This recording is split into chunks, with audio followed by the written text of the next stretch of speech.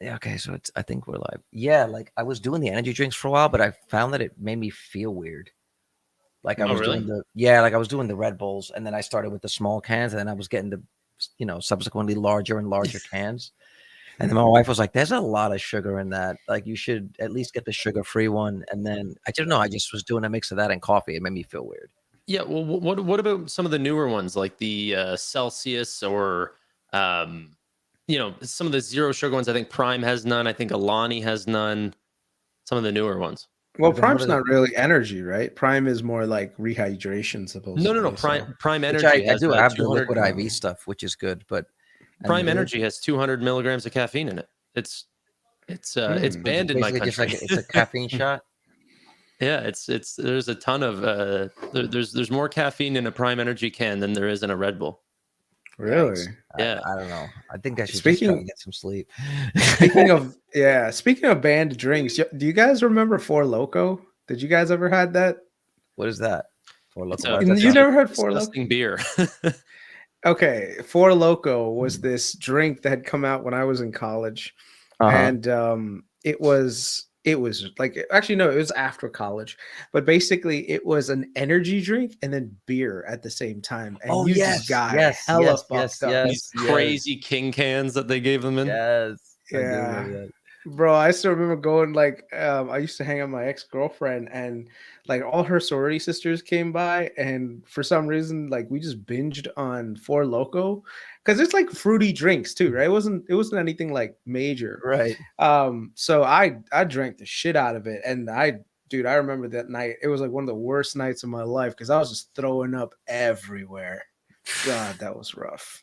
But how old are you? What was I, like 24, 25 at the time? Yeah. Okay. Yeah, you couldn't handle your liquor back then. Man, no, I can handle it. It's not Four Loko. You just can't handle Four Loko, dude. Yeah. It's weird how much drinking has changed. I mean, I'm 20. I'll be 26 in a couple days here. Everyone is drinking like hard seltzers. I couldn't say that. Yeah. Like it's hard the only thing. Like I don't see really anyone drinking beers anymore or sugared mixed drinks. It's all zero sugar hard seltzers. Pussies. Yeah. No, I mean, this was like, I remember 3 years ago is when it started. Like one of my friends, we all went on like a friend's cruise trip, and bro, we made our money back. We got the unlimited drinks package, because that's what you do on your cruise ship. You can get an unlimited drinks package, and every time you go, just get more and more. And we were all stupid, so we just drank like crazy. And then one of our friends, like, there's this island where you could go to at Royal Caribbean, it's called Coco Cay.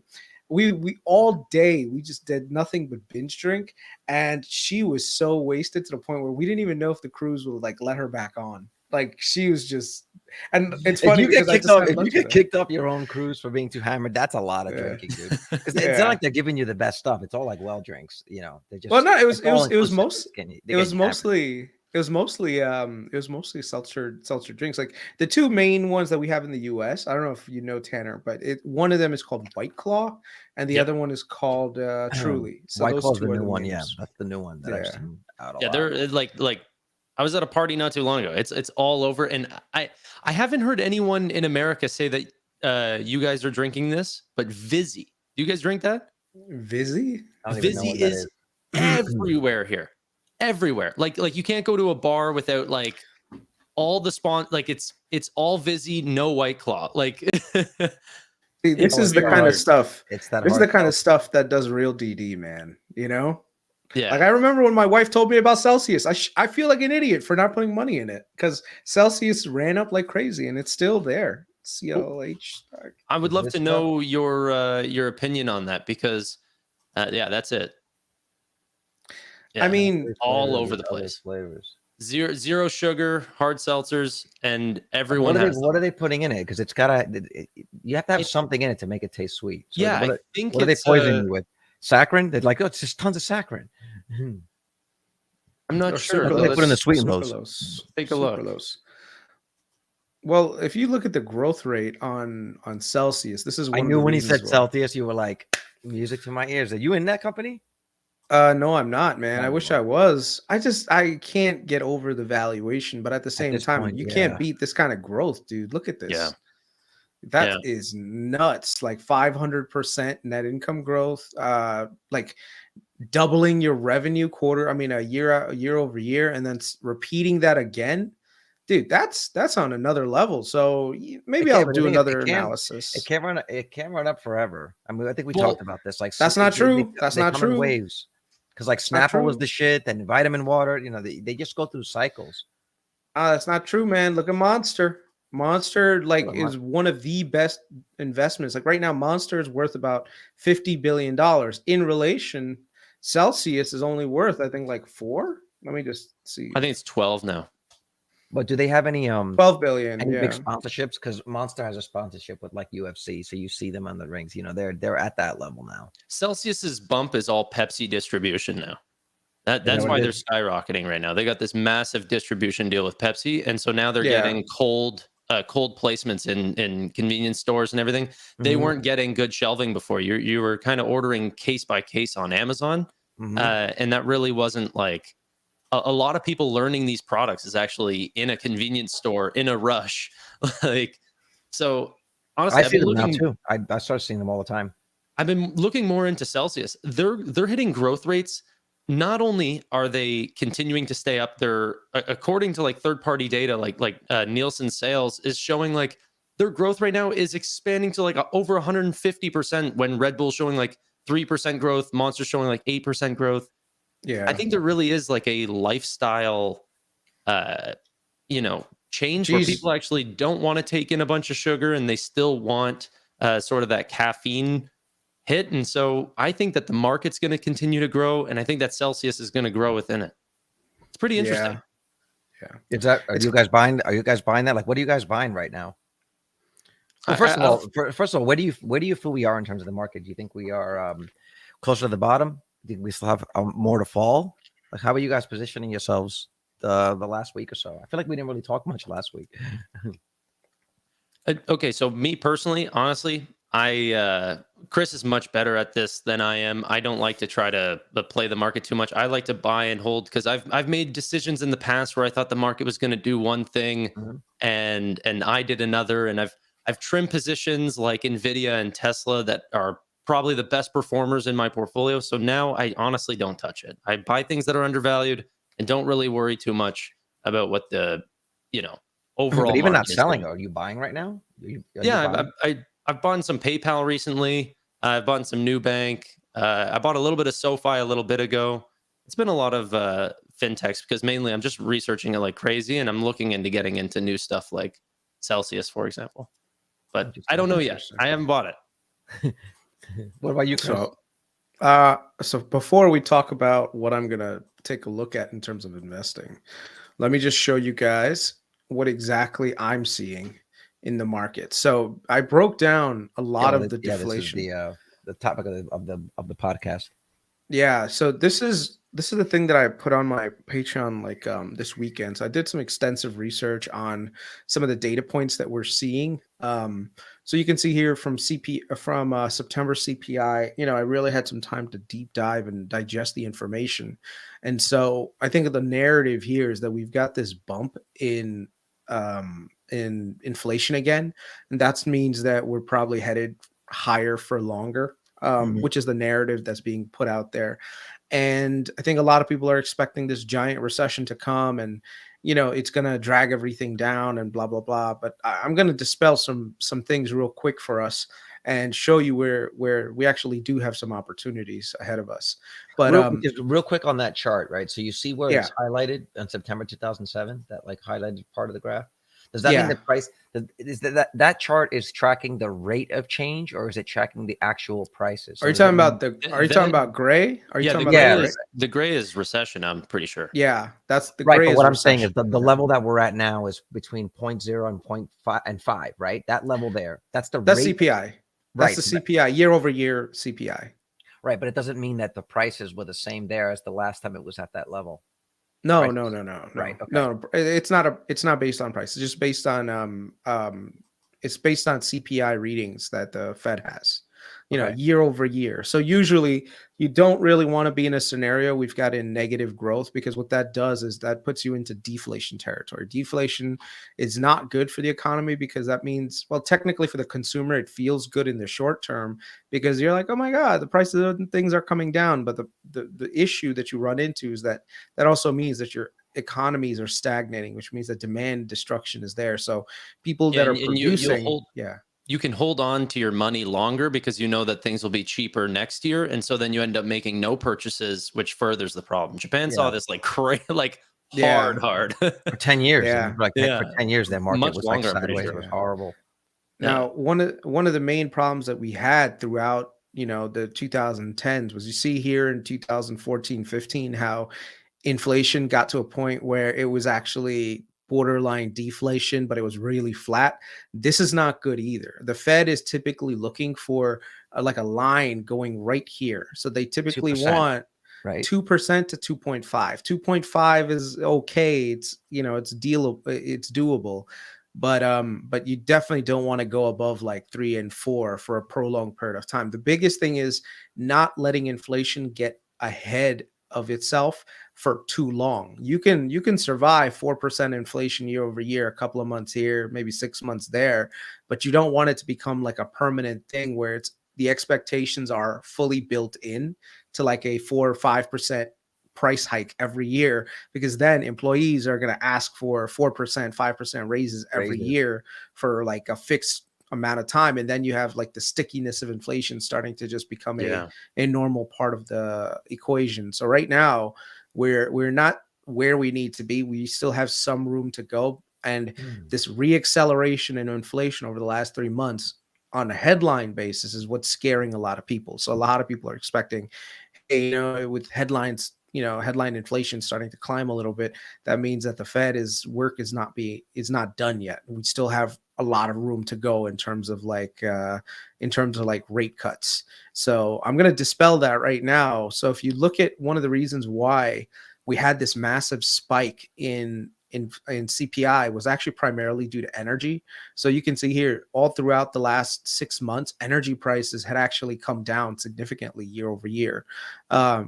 Mostly because we were able to resolve the issue with Ukraine, and we were pumping oil like there's no tomorrow here in the US. But at the same time, the Saudis and the Russians, they yeah, start to scale back on production. So what that ended up doing was that ended up spiking energy prices. And so if you look at the trend here, energy is one of the things that helped land this going down, but it also had a reversing effect and actually put us a little bit higher as well. So that's one of the things. Now, energy But is one of the are you sure that it's directly connected to energy? Because I mean, I yes, was reading that it was also yeah. like also housing. I'll explain that. I'll explain that. It's going to come down to it. So this dramatic drop in energy helped us with headline CPI going down, but this reversal is also not good.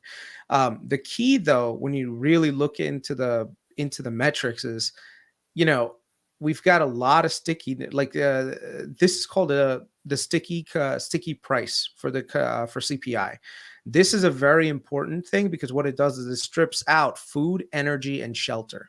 And I know that's like, wait, that's like basically everything. Mm-hmm. It is, but it's actually gives you a measure of actual pricing on products that people aren't necessarily going to be using all the time, right? So this is kind of, if you have to go back and look into the historical data to see what the rates were like back in the day. So a lot of people that are saying like, oh, we're going to go back to like 10, 1987. 12%.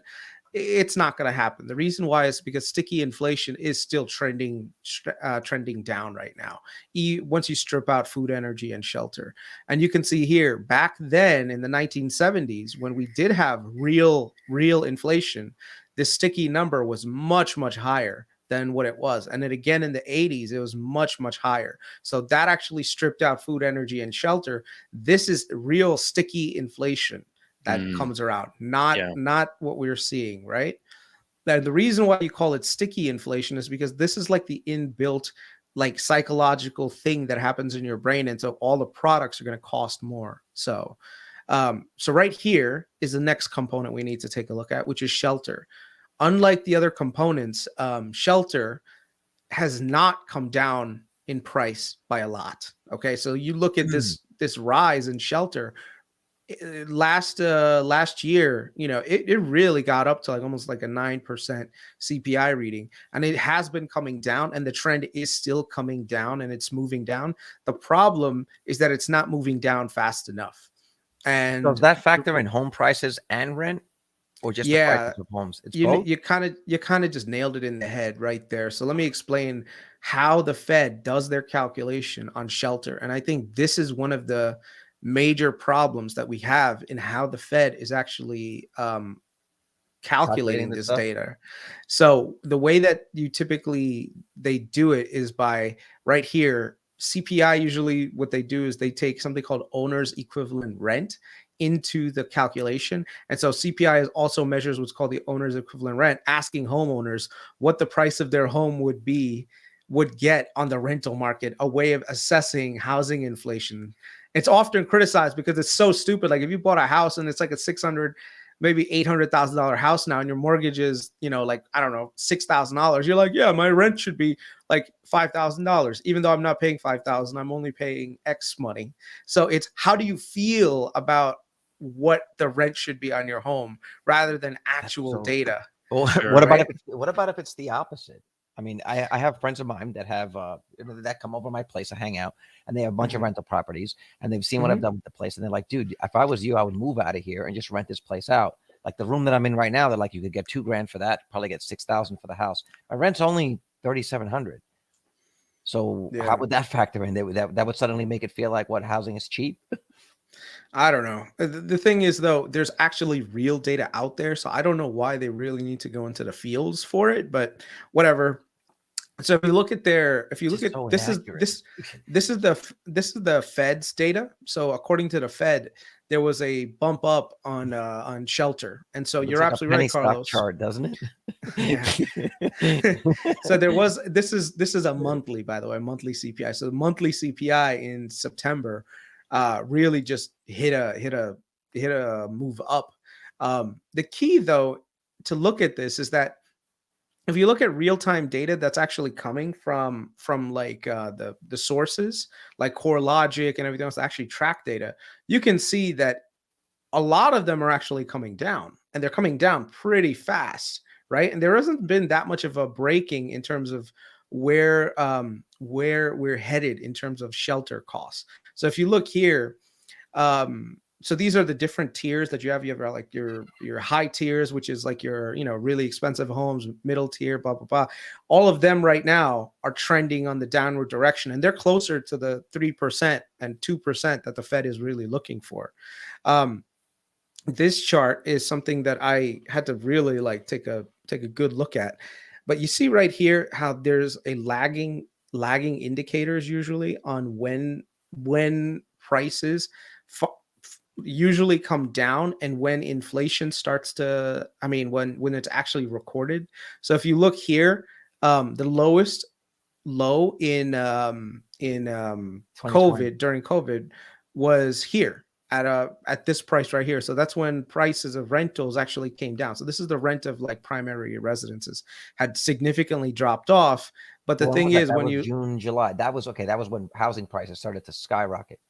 yeah, well, see, that's the funny thing. They didn't immediately skyrocket. What happened was that low ended up showing up on the CPI data all the way in 2021 in May. So if you look at the price right here, going this way, right? Look at the CPI of rent. The rent was pretty flat around 4%, and then it kind of like dropped off a little bit, primarily because of this drawdown, and then you see how it recovered and went much much higher.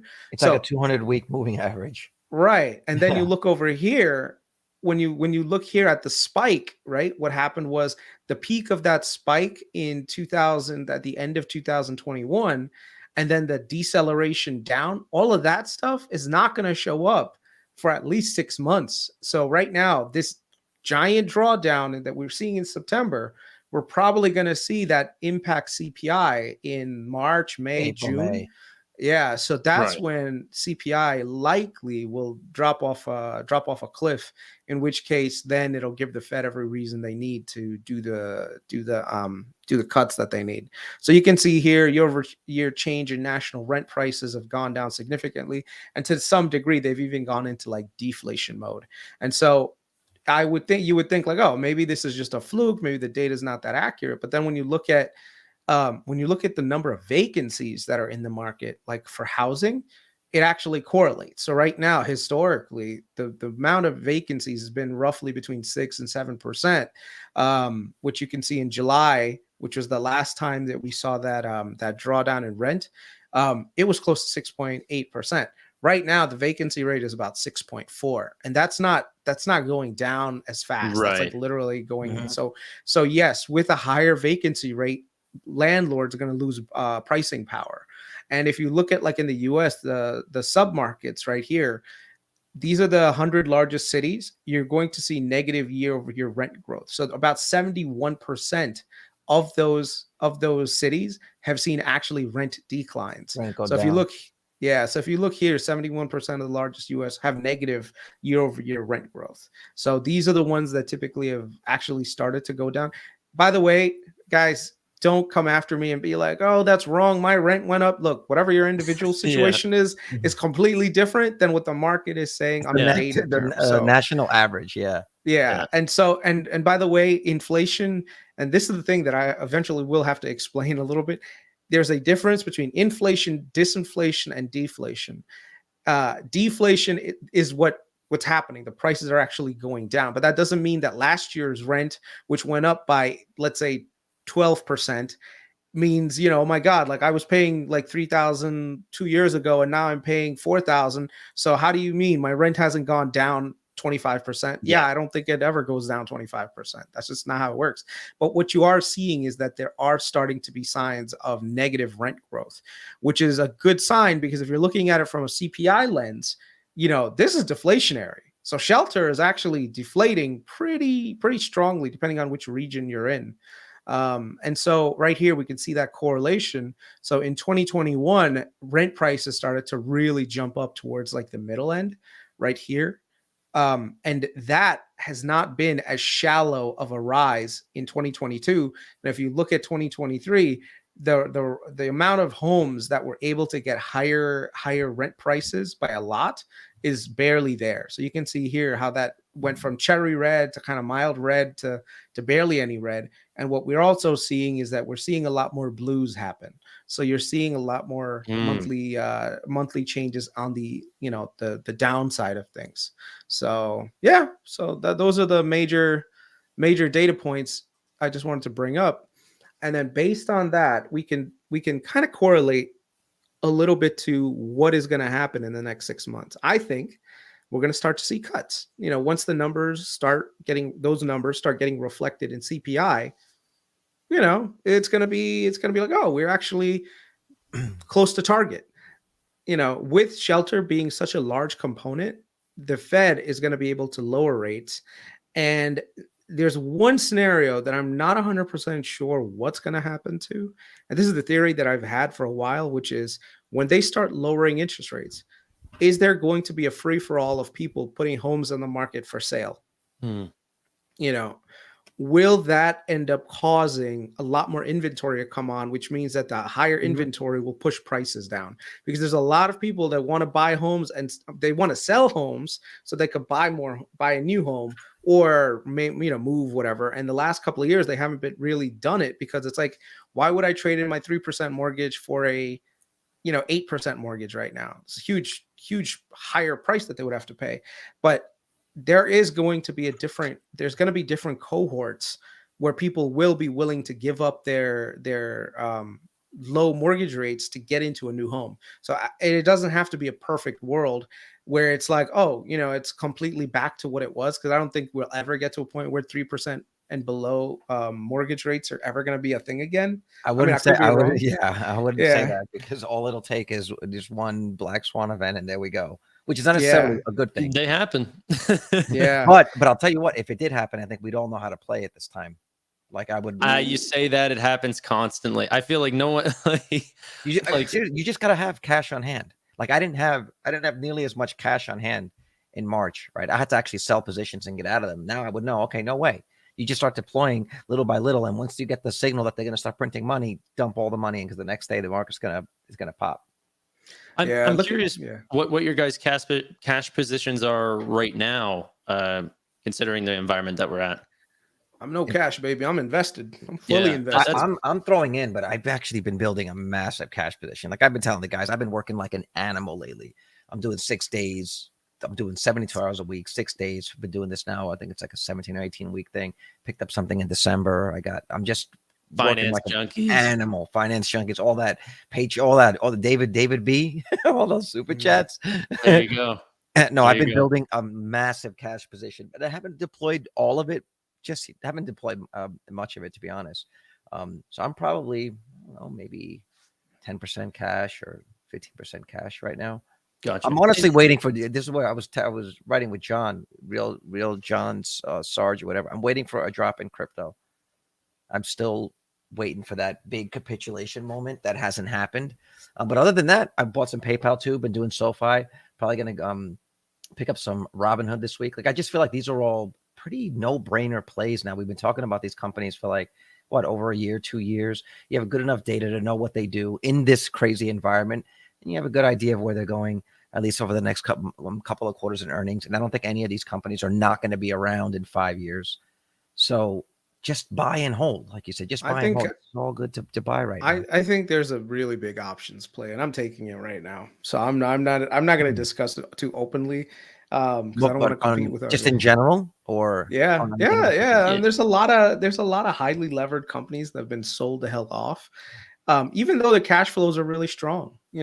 So one of the keys that you have to remember is that the knife cuts both ways, or the sword cuts both ways. So if you think about it, if you have higher interest rates, that's going to cut you. That's going to cut your profitability. Now, what does that also mean is that when rates come down, that also means that, your profits grow because your cost of capital goes down. So some businesses are capital intensive businesses. And if they're capital intensive businesses, they require easy access to cheap capital. If they don't have easy access to cheap capital, that impacts their profitability. If it impacts their profitability, their shares come down. But on the opposite end, the same thing happens when the cost of capital comes down. That means that now their profitability goes up. And so a lot of it is driven by sentiment, because there is some measure of correction that was definitely necessary, but some of these companies have just been overcorrected. And so there's definitely plays in the market. What I'll throw out there though is and you guys tell me what you think, but I think the stock buyback sort of negates that, because every time they buy back the stock, it's like in crypto when they burn the coins, they're not going to get sold, right? So they're just basically taking shares off the market. So yes, you're right. Might affect them long or short term, but their shares, the shares that they end up buying back and dumping into the company, effectively just sort of artificially buoy the price. And I don't know that their earnings, like impact on earnings, is going to be as much of an effect on the downside as these massive buybacks that we're seeing, because they're not stupid. They're buying now. They're buying at these levels with all of the cash reserves that they have when things are good. So I don't know. That's what I'm banking on. I think they're more likely. It depends on the industry, right? Like I would say like big cap tech right now, depends on which one you are, but you're generating so much free cash flow. You got to do something with it. And so you could do one of two things. You could do acquisitions, but because you're so large, the federal government says, no, you can't do that. So your only option is either keep it in treasuries and collect like a measly 5% return, but you could buy back your own stock and you're growing at 20%, which means that it's more likely that you want to go that route. So look at Apple right now. Apple's been doing nothing but buying back its shares. So if you look at their EPS over time has been growing, but their revenue is actually pretty flat year over year for a lot of years, for I think the last 3 years. So just keep that in mind. Not declining. It's funny because I was literally reading this right before Right before we went live today, I don't know if there's anything in here, but when you said the Treasury it said, see what this is. The Fed will not drop its higher for longer interest rate narrative until it sees cracks on the consumer side of the market. I want to get a little read to see if there's any of these interesting. The volatility in the world's biggest bond market in recent weeks has been too much for the U.S. stock market to handle as investors come to terms with the likelihood that interest rates will remain high deep into 2024 until the underlying inflationary pressures ease. The U.S. Treasury market, the bedrock of the global financial system, has been hammered by repeated selling since late September, sending the yields on a 10 to 20-year Treasury to levels last seen when the economy was moving towards the financial crisis in 200, or because they mean 2000, before yields fell again back in September. Where is the... Investors are now wondering what it will take for interest rates and bond yields to fall in the months ahead, and whether a retreat in yields could eventually push stocks to rally into the year end. What are you guys' thoughts on this? Yeah, you just need a sustained amount of disinflation happening, which it's happening naturally anyway. Like I said, Okay, there's you should explain it, like deflation and disinflation. One of them okay. is the actual prices, the other one is the rate of increase or decrease, right? So inflation is when the prices go up. Everyone understands that.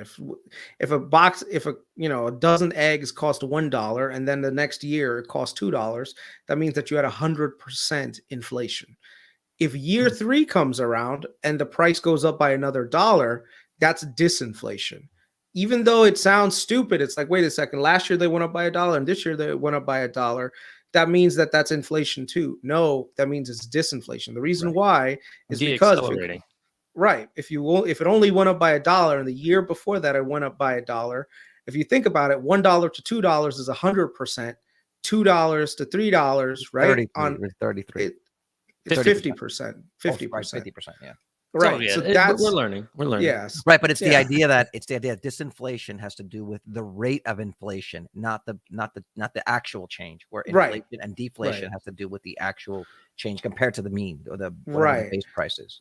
Now let's say that same thing, that dozen box of eggs, one year it goes from $1 to $2. And if that $2, let's say the next year after that, it goes down to $1.50, that's deflationary, right? Because now the price of eggs just went down by 50 cents. That's deflation, right? So that's the difference between inflation, disinflation, and deflation. So right now the Fed is targeting for 2.5% year over year fixed inflation for a long Inflation, time. right? Inflation. They don't want deflation.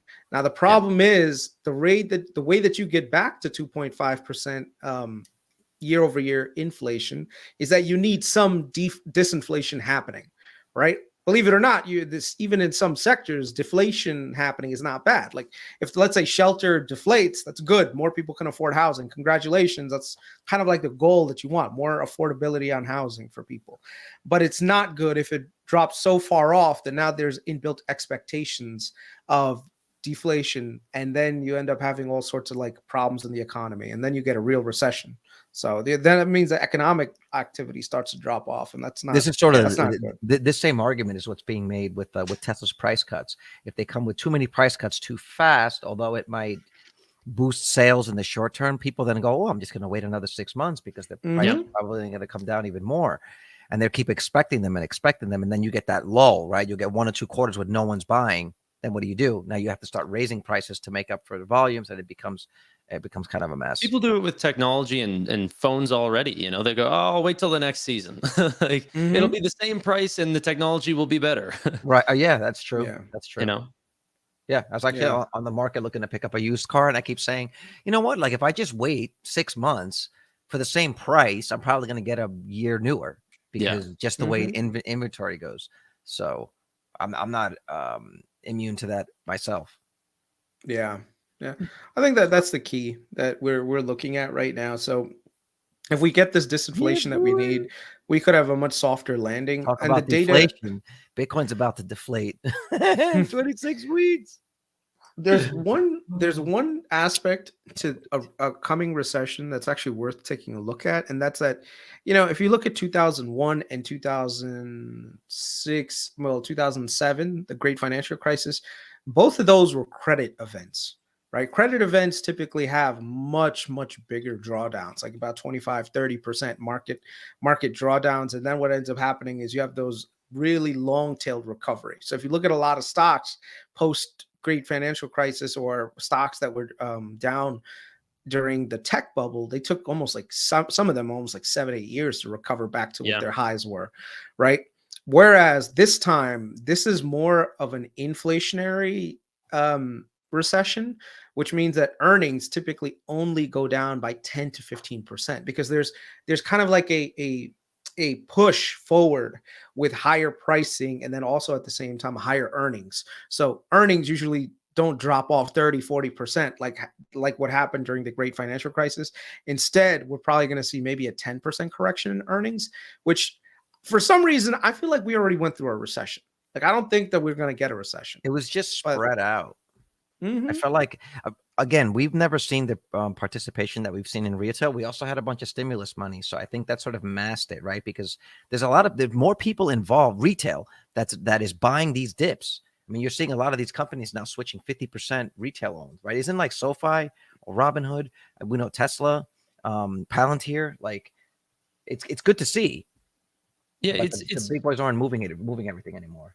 bank earnings just came out, and they were some of them even coming out like quite surprised at how strong the consumer is still sort of showing. Like Mhm. people are spending, savings are decreasing slightly, but still, Credit card debts at an all-time high.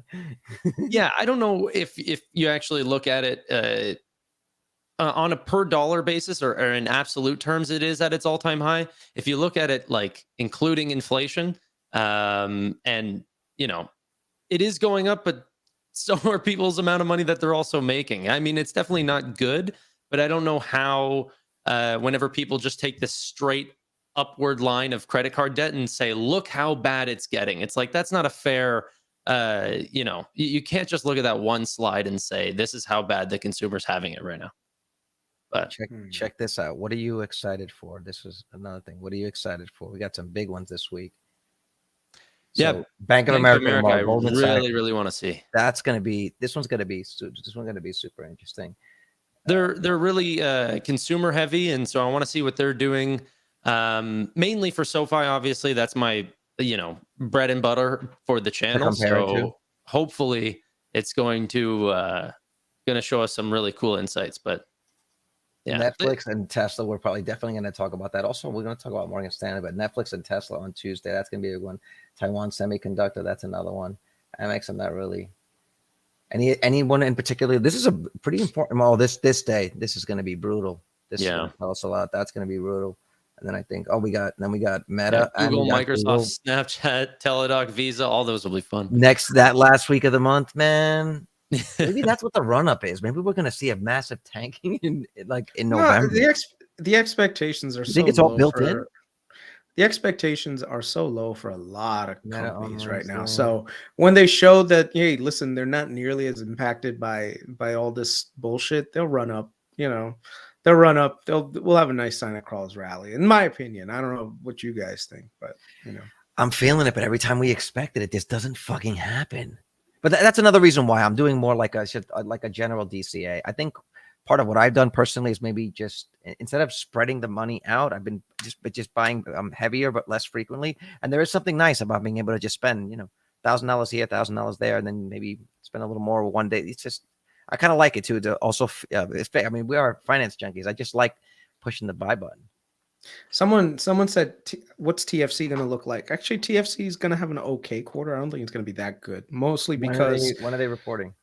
I think in a couple of weeks. I'm not even sure, but TFC is a longer term hold for me, mainly because there's a whole thesis behind what's going on with TFC. Like, just it's a combination of regulations, it's a combination of interest rates. Then they have like this something called on the balance sheet AOCI losses.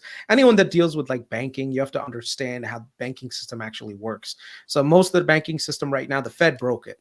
Okay, that's why these companies or these banks are sold off so much.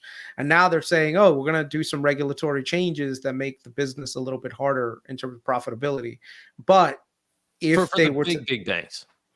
Yeah, but they're actually considered a globally systemic important bank or whatever it's called.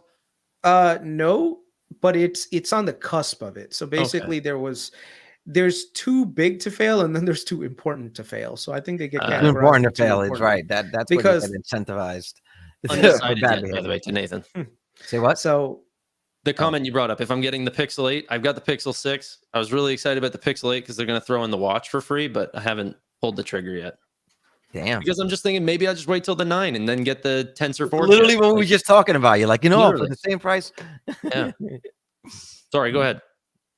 yeah, no. I just someone said SLG next week. I'll be honest, I'm a little bit scared. One of their president just resigned, which is never good, but he's still going to be on the board. So he's been there for 25 years. But overall, the numbers are going to look good, but the guidance might not be as good. I was hoping that the occupancy numbers would be much, much higher going forward, but we'll see. We'll see what happens. I think the biggest thing is not going to be any of the numbers in terms of revenue for SLG. It's going to be like the occupancy levels.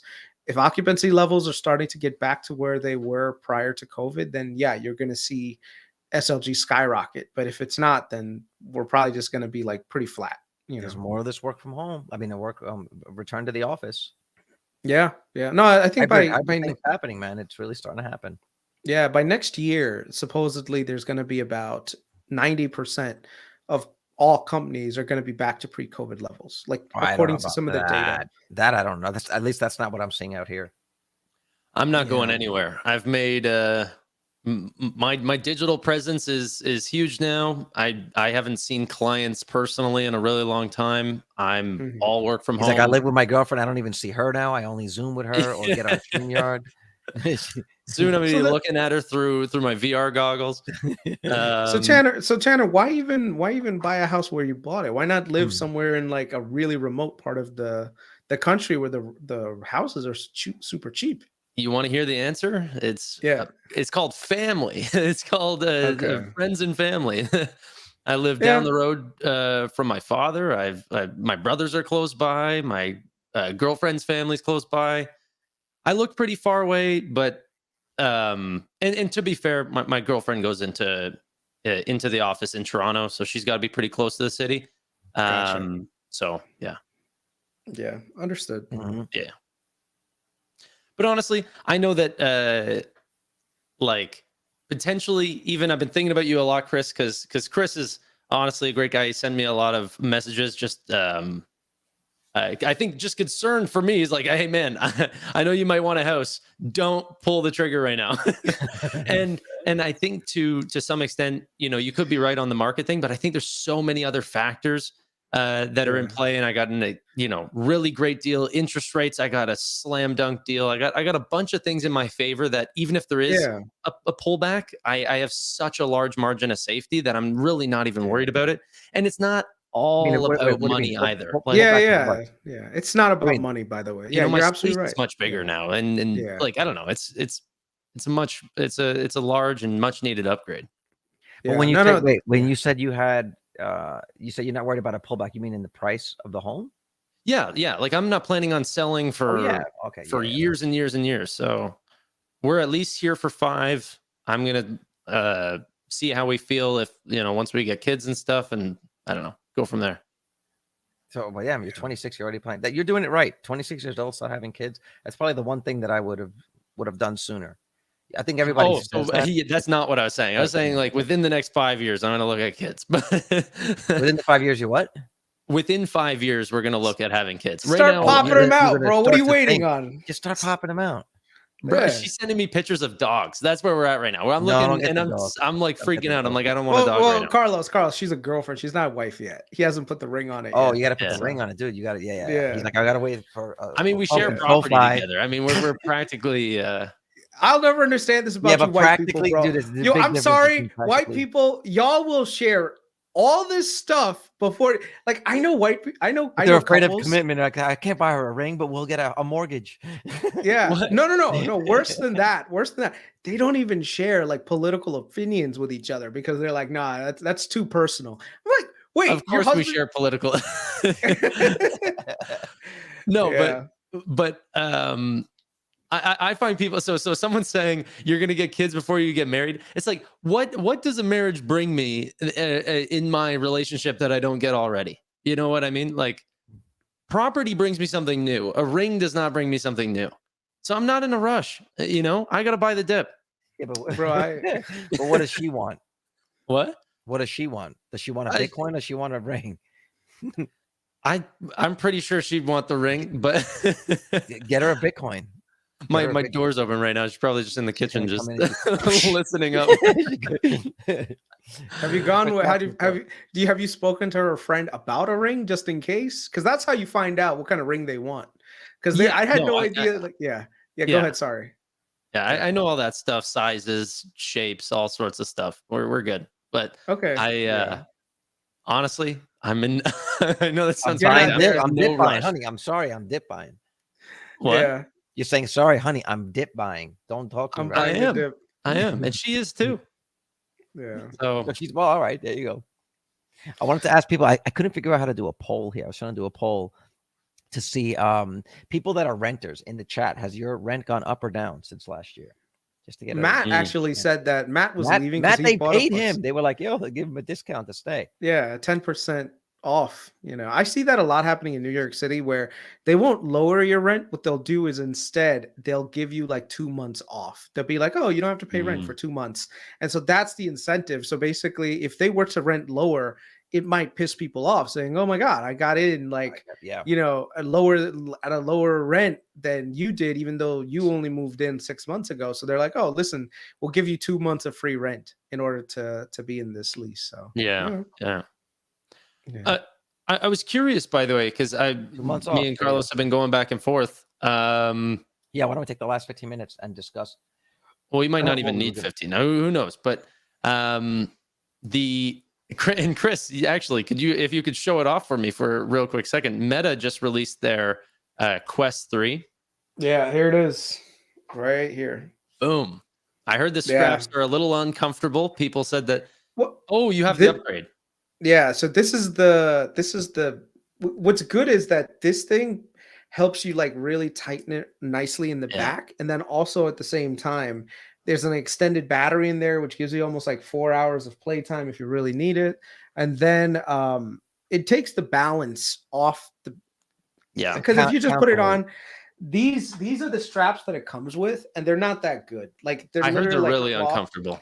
They're like cloth, and the way that they're positioned in your head, they're not that good. But then once you get this that looks like a extended battery, it's nice. It does look like a jock strap. You totally had your penis in there. Yeah. Don't even lie. You know, let Mrs. Patel know I'm coming. You know? Right. Literally and figuratively. She has the mask on. She's like, "What am I feeling on my face?" You're like, "Don't worry about it." But so I brought this up because I find that the product that Meta's delivered is very good. Okay, it's not the best solution that's ever out there, and I think that there's a lot of hype around this Apple Vision Pro headset that's not even out yet. That won't be out for months. Have they given any indication as to when this is going to come out? Early 2024. So I'm thinking like probably Q1 2024. All right, so we're like, all right, so like April. Yeah, maybe something around there. Oh, no, more like February. All right. The product comes out. It is state of the art, 100%. But with that also comes a $3,500 price target. And I'm concerned that, well, I'm not concerned. I'm not concerned at all. I'm not a shareholder. I'm not anything. But I think that there's certain people like Carlos that believes this thing's going to sell like hotcakes. And I think this is for tech enthusiasts and developers to start playing with. It's a Gen 1 product. It's to get out the kinks and to get a heckload of beta testers on this before they start actually putting out a real product. And I think this is more like a concept car rather than a real product. I had a 2.5 hour conversation the other day with a buddy of mine who's like into business, and he develops apps on the side. Yeah. And as soon as the Vision Pro came out, he got like the developer kit, and he's like, I'm getting 2 of these things. And I was asking him the other day about it because he also has a Quest. And so I was asking him about it in like the landscape. And I was like, I don't personally think Apple's going to sell every single one of those at $3,500. They could make the price $5,000 and people are going to buy every single one of those, at least the first run. And his thing was like, people like, this is his take on it, and I agree. He's like, people that talk about the price being too much, $3,500. He's like, do you realize that there are seats on every plane that flies? It's like the Delta, the Delta Premium or like Prime. They're like $8,000 to fly across, whatever. And it's like they're full. They're full. Yeah. Every flight, every first class flight is full. They're all full, almost always full. It's because we're the coach people. We fly and coach, so you can't imagine paying that. He's like, but for everything, there's a market. And he goes, so what's going to happen is everyone in first class is going to have Vision Pros, and everyone in the back of the plane is going to have the Quest. That's how it's going to go.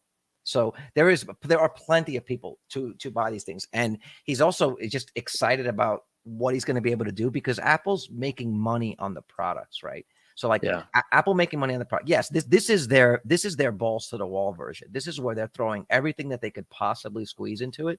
It's every bit of technology that they've developed over the last 5 to 10 years. Those Retina screens, the M1 processors, the battery technology that they have, the audio, it's everything they put together in one device. And once they see what the developers actually do with it, they'll probably scale back on the things that the developers don't seem to need. So it could come down by $1,000 overnight in version 2 if they realize that there's certain things about it that was overkill, that it was over engineered, and they're like, people don't actually need that. Maybe they just need this and a bigger battery.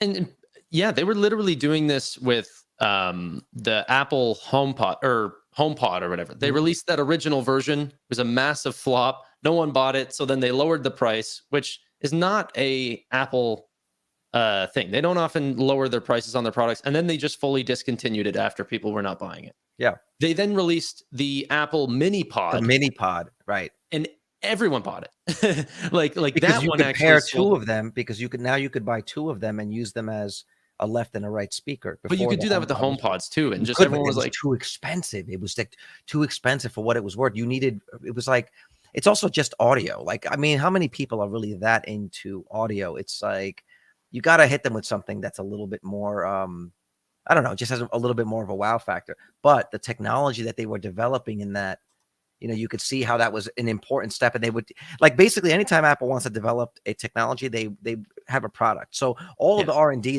that they put into these, even the technology for the spatial audio that's in the Vision Pro, that's what the AirPods Pro are. That's what that is. They've been developing that technology for years, and all that's paid for. What are the margins on those AirPods Pro? They got to be ridiculous margins on those things. Yeah, and I don't know. I think just looking at this one product, I think, like, who wants a headset that's built out of metal and glass, and it's like 40% heavier than the Meta Quest 3 without the battery? Like, on your head, it's like way more, way heavier because of this metal and everything like this, which is like the Apple thing, like a very high quality. But it's like a lot of these developers that make VR headsets are choosing plastic because it's light, and people see real fatigue with these headsets. But this is what I think it's about. This is what I think you're forgetting, because this was the other part of the conversation. Okay, Meta's going for like the gaming right now. That's what the Meta Quest 3 is going for. And he talks about it. Zuckerberg talks about like it being used in a business setting, in a business setting, or being like a productivity tool. But the reality is, like, it's being seen as a gaming device. That's how I see it. And they're probably going to win the VR gaming wars. I don't see Xbox, Microsoft, or I'm sorry, PlayStation really, like, they have it. I have Meta will win the gaming wars, or the VR. And on the VR side, they're clearly the leader in terms of that. And if you're a developer, yeah, they'll make games. But even now, I have the PS4 that I have, and I have the PlayStation VR. It's kind of clunky. In order to really get it to work, it needed an extra box. It's got a cord on it. You really got to be into this thing if you really want to make that work. Having the one device that's just on your head makes a lot more sense, right? And having the controllers in your hands. One thing that's on your head and in your pocket. What do you mean? the whole device doesn't even come on your head. You have to put the battery in your pocket for the Apple Vision Pro. That's actually a smart idea. Honestly, I agree. I think that there should probably be both battery on board, and then have the option to extend it into a pocket or maybe fully. But the fact that you're still heavier is just like, it does show that, like, I think Meta has put in so much money into R&D, and then people thought that was a complete waste. But then it really does show whenever you look at how cheap this product truly is. Like, well, it's cheap to the consumer, but they're losing money on every single one. A break-even point would probably be $1,200.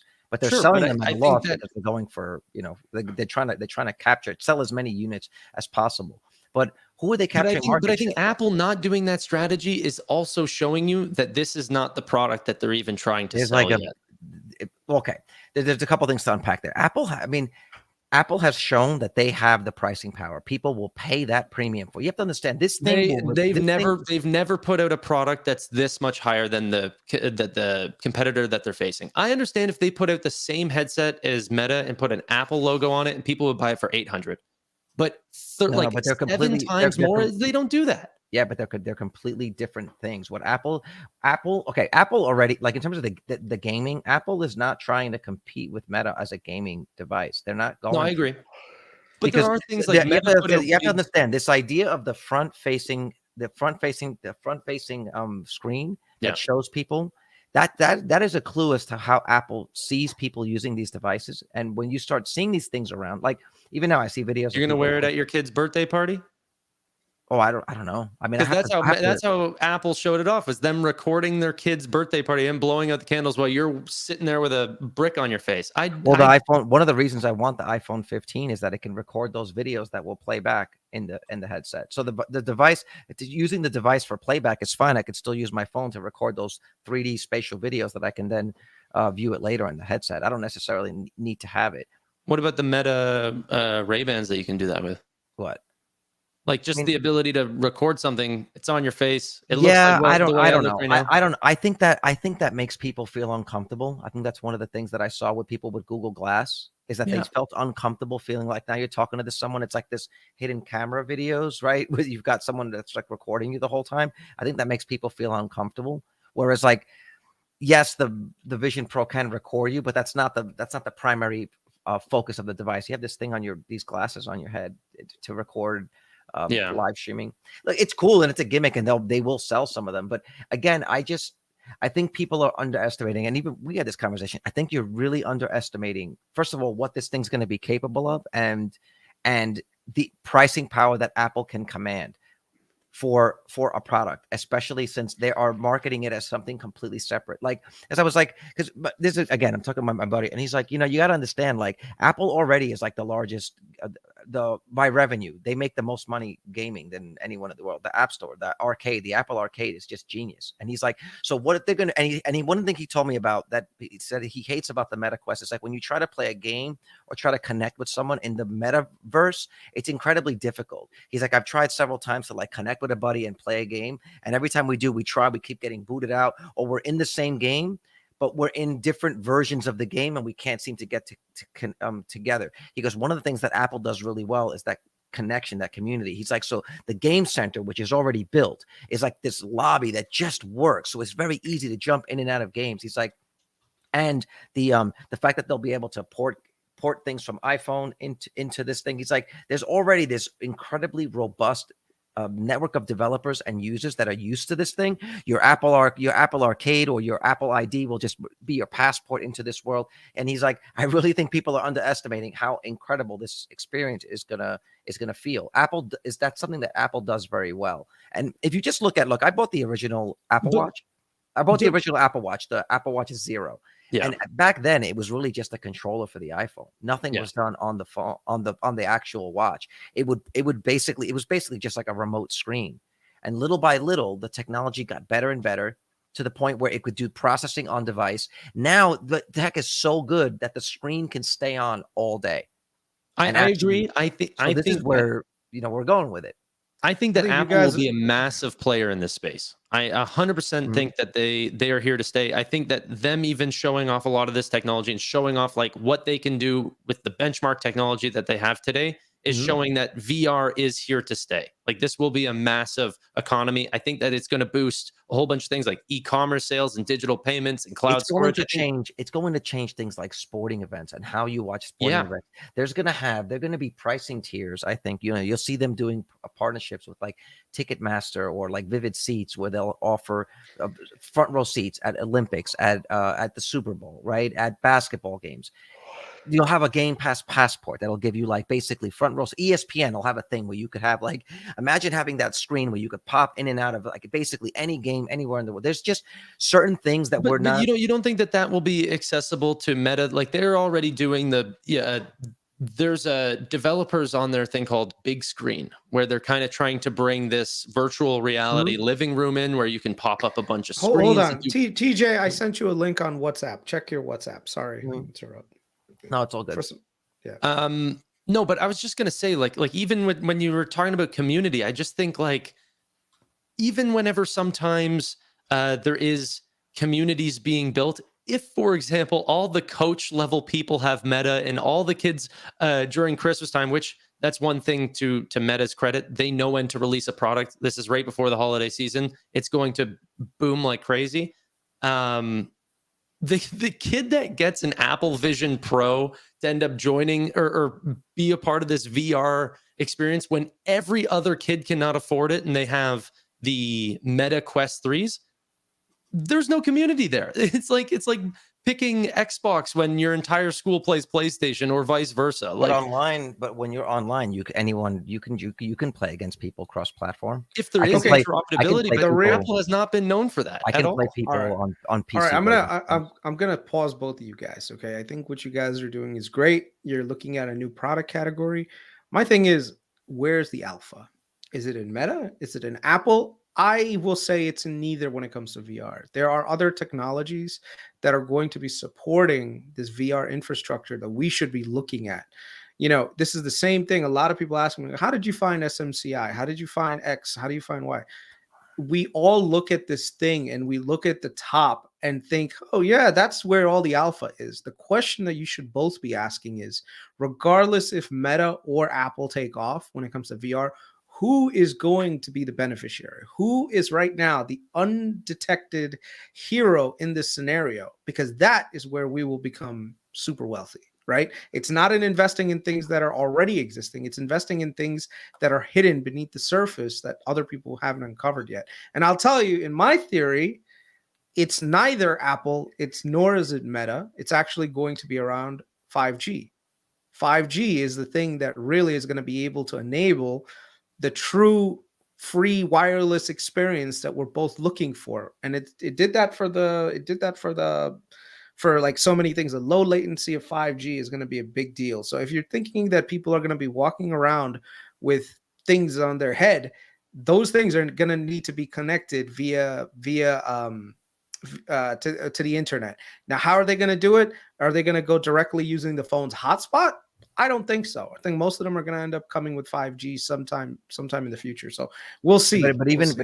I don't one. even believe that. No one like the LTE version of the watches don't sell nearly as much as the Bluetooth ones because it increases people's phone bills. It no one I don't think I think because you guys come from a standpoint of like a lot of wealth that like the average person has this wealth. It's like no one's buying this $3,500 product. No one is extending their phone plan to include their Apple Vision Pro so they can get 5G directly to their headset.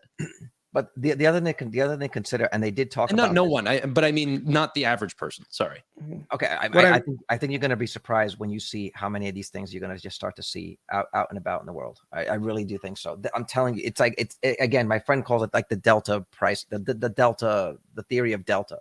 Like there's just all of those flights are full all the fucking time. I think you're forgetting how many people have enough money to pay for these things. Look at the people buying Teslas at $70,000, $80,000, $100,000, and they're selling how many units? They're selling 2 million freaking units. They're going to sell this year of these cars that are still that people feel are too expensive. The money's out there, and people will pay that premium for it. But to Chris's point, I don't know that these devices actually need as much bandwidth as the current phones do. Because if you heard this, the beginning of the Lex Friedman with Zuck interview, they weren't actually sending video back and forth because they already had both of the devices had a 3D map of the other person. So all it was sending was like the telemetry data, like the input data, but eventually people data. are going to do. And so it was rendering it on the other side. It was basically sending like mouse commands. Yeah, but that's the thing. You're looking at one use case. Me, I'm looking at people wanting to watch YouTube videos, wanting to do this, wanting to do that. There are going to be technology suppliers that provide the technology to have an additional product category that enable 5G. There's going to be infrastructure plays that enable 5G. Like I said, I think there's a huge transition to 5G happening right now, and the number This of is a great comment, peripherals. though. Hey, Starlink, Yeah, now accessible. as Rango's a little too bullish on Starlink when it comes to that. I mean, I agree. Starlink is a very promising technology, but the reliability is still not there. It's too impacted by weather, right? Weather is still a big problem. So when it comes down to like mission critical equipment and like just day-to-day things, you don't want to have your internet being reliant on just that one source. I mean, maybe for backhaul, that could be fine.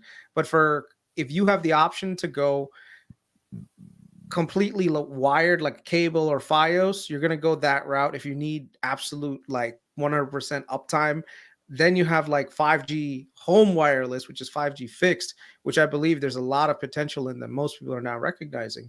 And then of course it's all the other little peripheral devices that are around. So I mean, even from an enterprise application standpoint, 5G is going to become a really big thing that not a lot of people are Look, necessarily. I don't disagree with you, but at Yeah. $3,500, the question is, what is Apple's margins on those? Okay, they already have what, 1 billion, 2 billion iPhones out there. If I'm one of those guys that already paid, I have 2 iPhones, right? I'm going to get another two iPhones, and I'm like, I'll buy one day one. Eventually, that's going to be like owning the first iPod. You know what I'm saying? You would want to have one of those in your house, and I'll get the two. I'll sell the other one and sell up. So there's plenty of people, those early adopters, that will buy this. What are their margins on those things? And so we don't know what the margins are going to be. We don't even know what the final actual sale price is going to be. I mean, I think that these are going to ship with the M3 chips. They demoed them with the M2 chips, but I think they'll actually ship with the M3 chips. So we'll see. We'll see what's up with that when they announce them. What are the margins? How much money are you making on them? What's the final price of them? And then I think Wall Street will be able to, if Wall Street believes that it's an entirely new ecosystem in the same way that the watch was, then there will be a premium that's attached to Apple's stock for that. Whether or not we see, even if Meta sells record units of these things, if they're still losing money on every single one, I don't know that we're going to see a bump in Meta's stock price over selling millions of units that you're losing money on. Otherwise, all of the legacy automakers and the other and would be booming right now because they're selling a lot of these F-150s, but they're losing $40,000 on each one of them. Well, so to go to Chris's point, I do think, like I did say, I do think that this is more a play for like digital payments, e-commerce. I do think that there's more to this than just Meta versus Apple. I think that, like I said, my whole portfolio is like in tech stocks, and I just think that the metaverse is exciting because it furthers that next. Where's the next sort of platform going to be designed, and where's the next developer going to be designing their products? There's no cash in the metaverse. You know what I mean? It's all digital. But that's why he's selling them. This is the thing. If he's the idea of like, if you pay for it, if you pay for a product or service, you're paying for it. If you don't pay for it, then you're the product, right? So he's selling these things to you. He's got to have a plan on how to further monetize these people. Apple will be monetizing these users day one. I mean, yeah, but this is what you're talking about. They're going to be selling tickets to events where you can do Division Pro. What is it going to be? The further markups, the subscription services that are going to come. If you think about not just the price of your phone, how much money do you give Apple through this device? Whether it's not even just for the use of the phone. Yeah, but that's why I don't think they need to charge it. And I don't think they even will. I think by Gen 2, Gen 3, you're going to see these things down to AirBook Pro prices, $1,500 to $2,000, $1,500. That's where it needs to stand. That's where the Apple sort of, like paying for the brand and paying for the expertise. But this price is like, I don't think they're going to sell what people think they're going to sell. Do you want to make a gentleman? Do you want to make a gentleman's bet? 400,000 units or whatever they said they're going to sell. Yeah, but what's the timeline on that? Because I only saw the tweet about it. I didn't see. Oh yeah, there was some other guy that was calling you to it. I just want, first of all, I want to know what there is. I want to know what their guidance is on this. So maybe we'll get a hint. I will look up when their next earnings is. Maybe we'll get an idea of like when that's going to happen. I'm sure they're going to have an event around it, but that's what I really need to know. I need to know what they're guiding for. Then we need to know what the final price of these things are. And then just like Cybertruck, man, they're going to these things are going to be reserved. And once you start seeing them in the Apple store and people start getting their hands on these things and start demoing them, I think it's a wrap, man. And here's the thing. A lot of the people that are people that are trying on the MetaQuest, even the MetaQuest, they're like, oh my God, this is so amazing. What they're reacting to is being in virtual reality for the first time. Like if you put on a HTC Vive or a HoloLens, they'd have the same effect. Just being in VR is incredible. It's an incredible experience. But just like the phones, there's levels to this experience. And when it comes down to the user experience, I don't know any company that's better at creating a user experience than Apple. And then you look at the ecosystem that they've already created. Like The watch has its own ecosystem. The phone has its own ecosystem. The computer has its own ecosystem.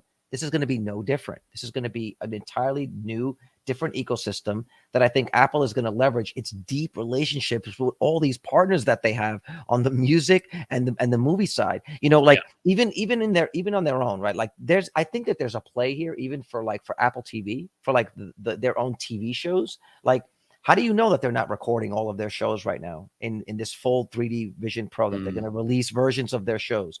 Like, they did something with with recording vertical videos. They did something. I forget what it was. I'm not going to be able to speak on it too well, but they did something where they were trying to get people to record in vertical mode and like create an entire a film festival around that. Like, they are trying to become they're trying to become that company. Just the fact that they have like the USB-C on it now and trying to make the iPhone like an actual camera that people record. There's a play here. They got kind of legally pushed to put a USB-C in it. But they did, but they didn't just say, okay, we're putting a USB-C on it. They said, well, if we have to do that now, what can we now make possible for the phones? The fact that you can record now directly to a USB device is a game changer in terms of production companies that are just going to go buy a bunch of these things. The fact that it has 3 lenses on it, right? If I'm shooting one of these and I've got 3 lenses on this, I can shoot my wide, medium, and close up at the same time. So now I'm shooting all 3 versions of where I would normally have 3 cameras or 3 separate takes. There's a lot of efficiencies that you would gain from using this. Now, yes, there's some things that it makes it difficult to use, but as a capture device, it's great. And the fact that you can record to a hard drive, that's great. When you start looking, I think when we see what the final vision for the whole ecosystem is, the breadcrumbs of it are going to be there. Just like the Vision Pro is the culmination of all the breadcrumbs of the different technologies that they've been developing. The battery technology, the M1 chips, the audio technology, the retina screens, they're all coming together in one device now. Well, now you got to look at how their services can come together and create an experience. The Apple TV being a portal, the Game Center thing being I get why they're the largest company in the world. I get it, but it's no fucking joke. Yeah, no, I get it. But and that's the thing. Meta has not built any of that stuff out, and people don't see Meta as that company yet. So they still have a long way to go. Even if they have a device, they have to get the device. They have to continue to improve the device. They have to build out the ecosystem.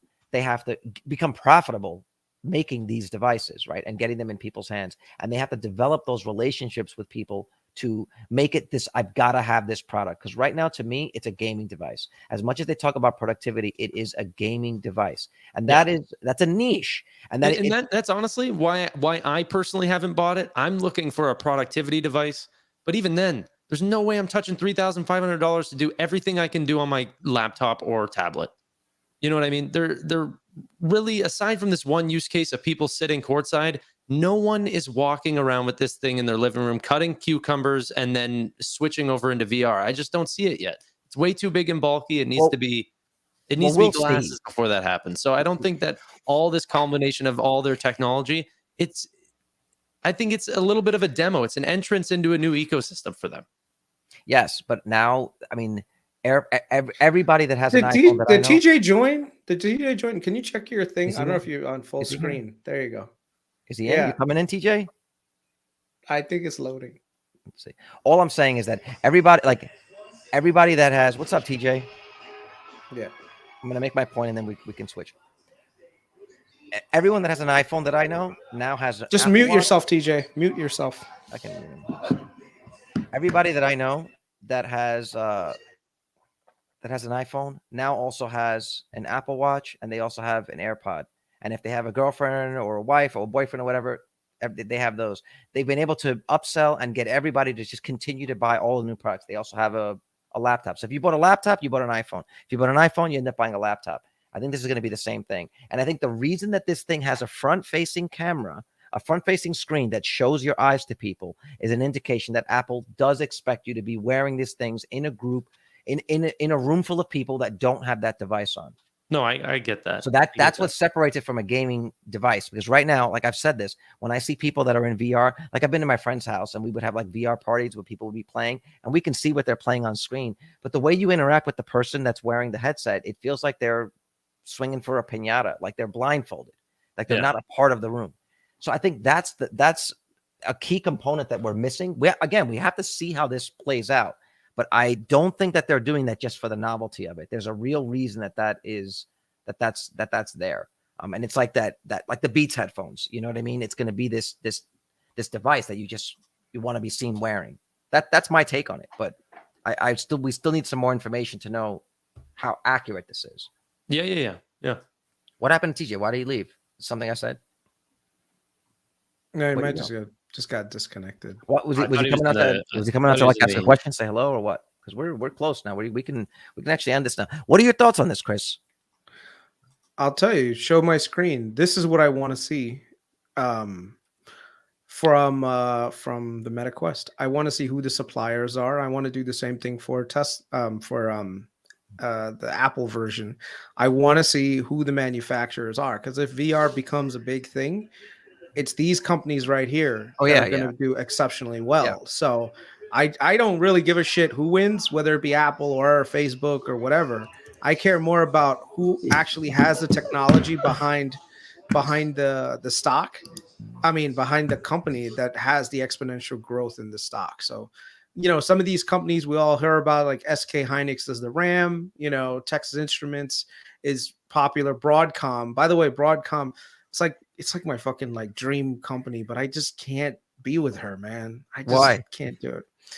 Because she's like, broke your heart? No, it's because she's like that girl that she's just too fucking awesome. So you don't want to be with that. Wait a second. No, babe, I didn't mean that as you're not awesome. No, it's like she's too awesome that you can marry her.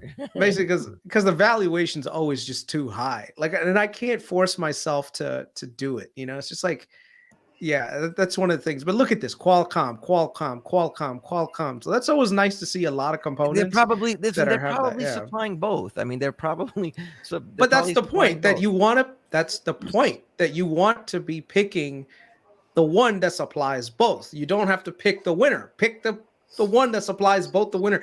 You know what was the thing? It was in G.I. Joe. Basically, it was like whether you go to war or not, both of them are going to be buying the weapons from somebody. If you're but that aside, yes, you're always buy the picks and shovels, right? But that aside, do you agree with my assessment that because Apple is profitable on it and will be able to upsell the subscriptions on it, that you will see, if they're selling the units that they say, you'll see a bump in their stock price, because people will recognize that this is. I'm sorry, I don't see a lot of alpha in Apple. Like, in terms of like my investing style, I don't see it right now. I think the valuations are exceptionally stretched out, and I can show you what I mean. But go ahead. Sorry, TJ.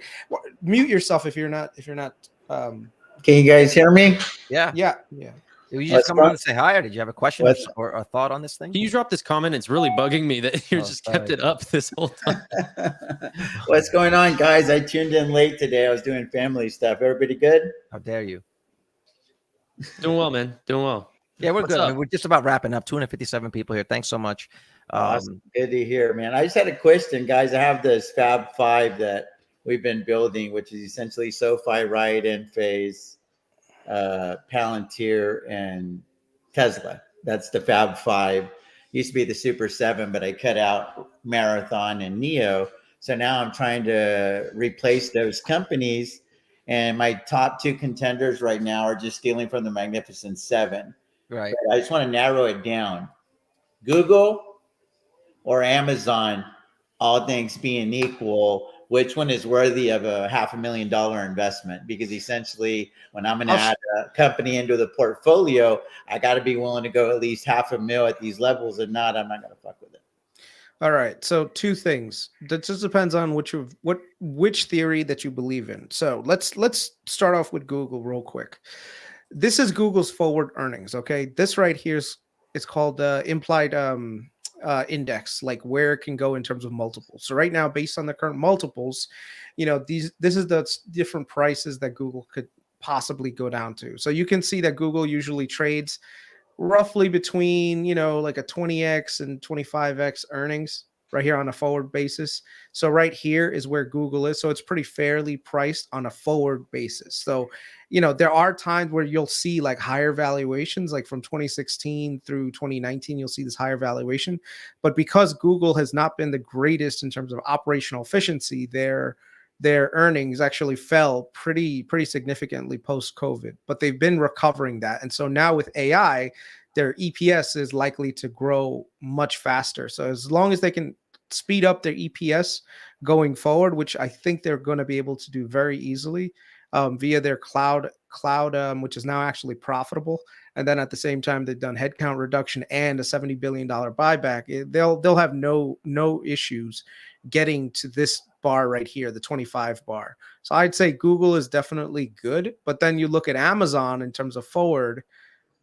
Amazon is trading at a very low point compared to where it could go possibly. And also at the same time, a lot of their businesses are focusing more on like the higher margin areas. So right now, Amazon has 3 core pillars that they're really going to be doing exceptionally well on in terms of margin. So their cash flows are going to be stupendous. Number one, they're not spending as much money on CapEx. When you don't spend money on the CapEx, that's money that goes to your bottom line. Number two, they're doing a lot more third-party selling on their platform, which means that, you know, you're getting all sorts of third-party incentives and fees. And then Amazon, a lot of people know they're becoming an advertising giant because there's just so much scale out there. They can charge to have your product, whether that be in the third place or at the top, and basically charge like a margin on that. And that's basically costing Amazon nothing. And then you still have AWS, and everyone keeps writing AWS like it's some kind of like lost child in this AI race. AWS has AI components to it. They already have pre-existing relationships with tons of people. So they're going to keep going with their AWS growth. So I would say split the difference, half in Google, half in Amazon. So 250 in Amazon, 250 in Google. And why buy only one? Buy both. Someone asked that. Someone asked that here. That's a good question, and I like, why intend. not? I said that you were monogamous to your stocks, but you're going to sleep around. I really think that it's probably more like 60-40 just because of the pricing. I think Amazon's a little bit more attractive right now, but it's actually a setup question for Tanner. I think both of those companies pale in comparison. I think PayPal's the better deal right now. And if I only have $500,000 right now, I'd rather buy PayPal. You hear this, guys? In both of these companies. How many Vision Pros are you going to buy, TJ? It is the easier double, guys. I got 3,100 shares of PayPal right now, and I'm actually trying to build that position of 5,000 and maybe even 10,000 shares because, dude, I'm all about the Mag 7. You want to make money, that's where you want to be. But I always look at what's going to be the easiest double from here, and I just don't see how either one of those companies, and fuck, throw Tesla while you're at it in the mix. They're not going to beat PayPal back to like 100. It's just at some point, buying back all of these shares, like the opportunity that PayPal presents, that I just don't understand the risk reward. Like in my mind, it's totally asymmetrical, to be honest with you. Tanner, talk to me. Show me your ways, Tanner, on PayPal. Can you bring up Cal's comment, please? Cal, where is it? Yeah. This has Tanner loses his license all over it. So you said Target. I know your face. I know all that. I cannot say anything right now. I'm like about to leave. So I'm okay talking to a screen. I can't talk to a person. So yeah. So he's like, FaceTime me later, or no, metaverse. No, I can't give any individual advice. But I can give advice to myself, and I'm telling you guys that I think at some point there's going to be a change in the Magnificent Seven. I think there will be another couple of companies. I'm not saying PayPal is going to be one of those, but all I'm saying is we only have so much money to work with, and I just think that PayPal presents some of the best risk reward out there. For my money. Tanner, blink twice for you. Dude, I don't need anybody to make decisions for me. I don't get to my levels without relying on someone else to climb the fucking mountain. But the one thing that I just want to share with you guys is I appreciate all the insight and everything. But man, it took me a while to get on this PayPal thing because it didn't make sense at 90, say 80, 70, 60. Now that it's in the 50s, now I'm just building the position. And I'm just so excited because it's like end phase, dude. I was so patient on end phase. I was following all the fanboys at 270, 260, 250. I'm like, okay, this shit's starting to make a little sense. At 200, it really made sense. And I started building the position at 150. And this doesn't happen to me. So I'm excited because usually I'm the dumbass holding a bunch of shares at 260, 240. Right.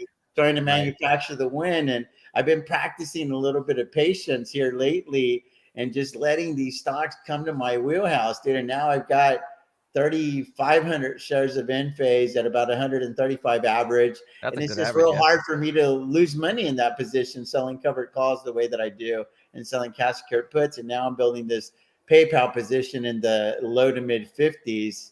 I mean, bro, I just feel like I'm set up to steal money from the market right now, and that's a rare occurrence in my career.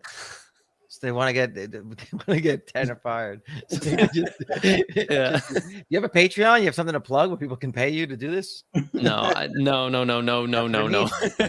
gotta get them. Absolutely not. No.